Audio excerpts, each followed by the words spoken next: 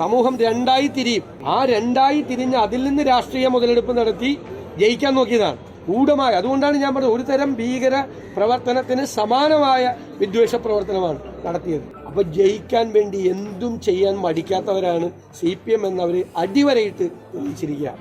ഞങ്ങൾ ഇതിന്റെ യഥാർത്ഥ കുറ്റവാളികളെ നിയമത്തിന്റെ മുന്നിൽ കൊണ്ടുവരുന്നവരെ പോരാടും. അന്വേഷിച്ച് പുറത്തു കൊണ്ടുവരട്ടെ. സത്യം പുറത്തു വരും. സത്യം പുറത്തു വരുന്നത് വരെ ഞങ്ങൾ നിയമപരമായി പോരാടും. പോലീസ് സ്ലോ മോഷനിലായിരുന്നു. പോലീസ് ഉടനീളം സ്ലോ മോഷനിലായിരുന്നു.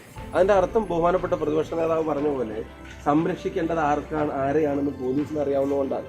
2 വാട്സാപ്പ് ഗ്രൂപ്പുകളിലും 2 FB പേജിലും മുൻ MLAയുടെ FB പേജിലും അടക്കം 5 പ്രധാനപ്പെട്ട കാര്യങ്ങളാണ് പോലീസ് കൊടുത്ത റിപ്പോർട്ടിലുള്ളത്.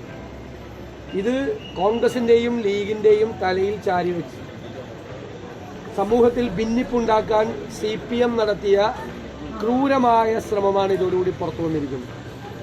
ഈ സംസ്ഥാനത്ത് ഒരു തെരഞ്ഞെടുപ്പ് നടന്നപ്പോൾ വോട്ട് കിട്ടാൻ ഏത് ഹീനമായ മാർഗവും അവലംബിക്കും എന്നാണ് CPM ഇതോടുകൂടി തെളിയിച്ചിരിക്കുന്നത്. ജനങ്ങളുടെ ഇടയിൽ ഭിന്നിപ്പുണ്ടാക്കാനാണ്, മതപരമായ ഭിന്നിപ്പുണ്ടാക്കാനാണ് CPM ശ്രമിച്ചത്. അതായത് UDF സ്ഥാനാർത്ഥിയായ ഷാഫി പറമ്പിലിന്റെ നേതൃത്വത്തിൽ LDF സ്ഥാനാർത്ഥി ഒരു കാഫിറാണ് എന്നുള്ള പ്രചരണം നടത്തി എന്ന പേരിലാണ് ഈ പ്രചരണം മുഴുവൻ ഉണ്ടായത്. അതുണ്ടാക്കാൻ പോകുന്ന ഭിന്നിപ്പ്, സാമൂഹ്യമായി ഉണ്ടാക്കാൻ പോകുന്ന ഭിന്നിപ്പ് എത്രമാത്രം കടുത്തതായിരിക്കും, അതിൻ്റെ ഇമ്പാക്റ്റ് എന്തായിരിക്കും, ആഘാതം എന്തായിരിക്കും എന്ന് നമ്മൾ അത് പരിശോധിച്ച് നോക്കേണ്ട കാര്യമാണ്. ഒരുതരം ഭീകര പ്രവർത്തനത്തിന് സമാനമായ വിദ്വേഷ പ്രവർത്തനമാണ് CPM നടത്തിയത്. വിദ്വേഷ പ്രവർത്തനത്തിന് ഗവേഷണം നടത്തുന്ന BJP പോലും ഇവരുടെ മുമ്പിൽ നാണിച്ച് തലതാഴ്ത്തി നിൽക്കേണ്ട സ്ഥിതിയാണ്. ഇത് CPM പോലുള്ള സംസ്ഥാനം ഭരിക്കുന്ന ഉത്തരവാദിത്തപ്പെട്ട പാർട്ടിക്ക് യോജിച്ചതാണോ എന്ന് പരിശോധിക്കാം. ഇനി ഇത് ആരാണ് ഉണ്ടാക്കിയതെന്നാണ്. ആരാണ് ഉണ്ടാക്കിയത്? പോലീസിന് അറിയാം ആരാണ് ഉണ്ടാക്കിയത്. പക്ഷെ പോലീസിന് ഭയമാണ്.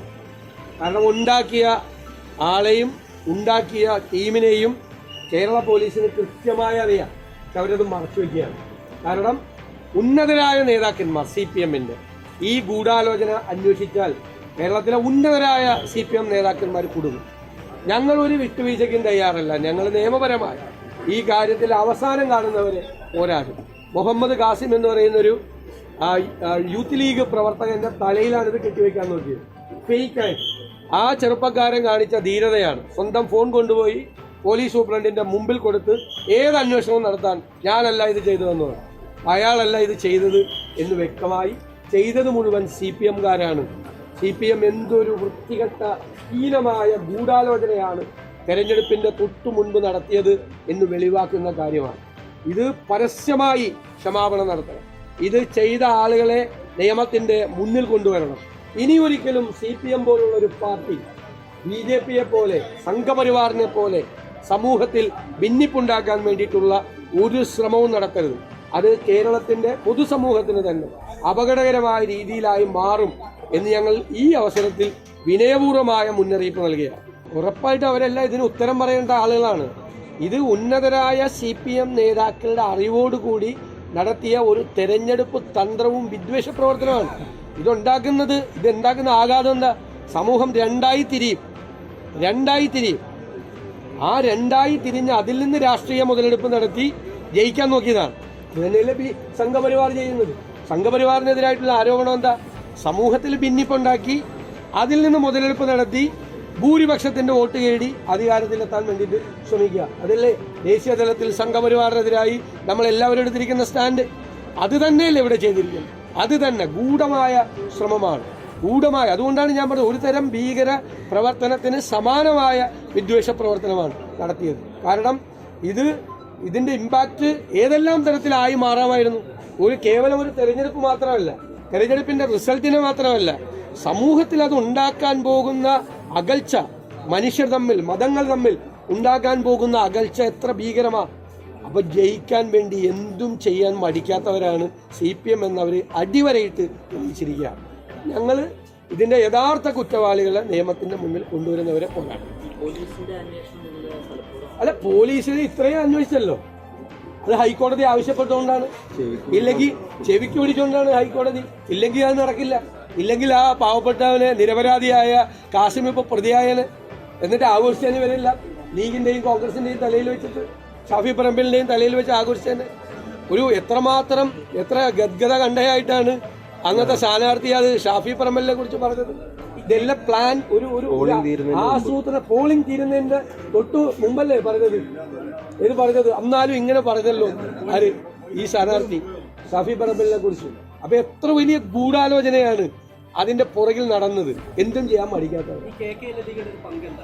കെ ലതിക ഉണ്ടല്ലോ ഇതിന്റെ അകത്ത്. കെ ലതികയുടെ പോസ്റ്റിലും ഇതുണ്ടല്ലോ.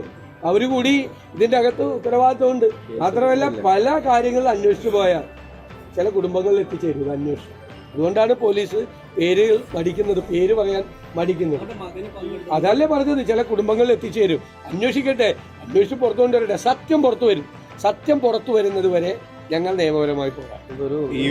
നമ്മള് ചെന്നപ്പോ പോലീസ് ആദ്യം എന്നോട് പറഞ്ഞത് give us 48 hours, 48 മണിക്കൂർ തരും. ഞാൻ പറഞ്ഞു പോളിംഗ് നാളെ നടക്കാനിരിക്കുക, നിങ്ങൾ ഇതിനകത്തൊരു തീരുമാനം. അപ്പോൾ പറഞ്ഞു 48 മണിക്കൂർ തരും. എന്നിട്ട് പിന്നെ ബന്ധപ്പെട്ടപ്പോൾ പറഞ്ഞു ഒരാഴ്ചത്തെ സമയം തരും. പിന്നെ ചോദിച്ചപ്പോൾ പറഞ്ഞു 10 ദിവസം സമയം തരും.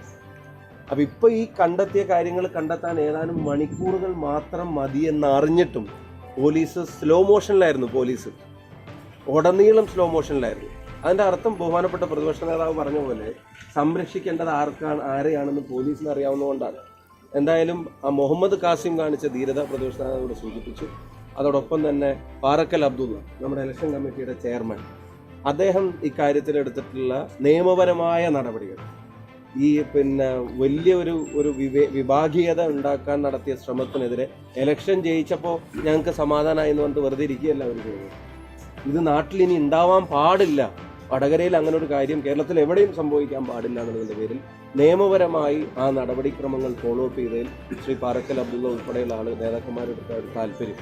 അതൊക്കെയാണ് ഇപ്പം അദ്ദേഹം സൂചിപ്പിച്ചതുപോലെ ചെവിക്ക് പോലീസിനെ കോടതി പിടിച്ചത് കൊണ്ടാണ് ഇത്രയെങ്കിലും കാര്യങ്ങൾ പുറത്തു വന്നത്. ഇനിയും പുറത്തു വരാനുണ്ട്, അതും വരും.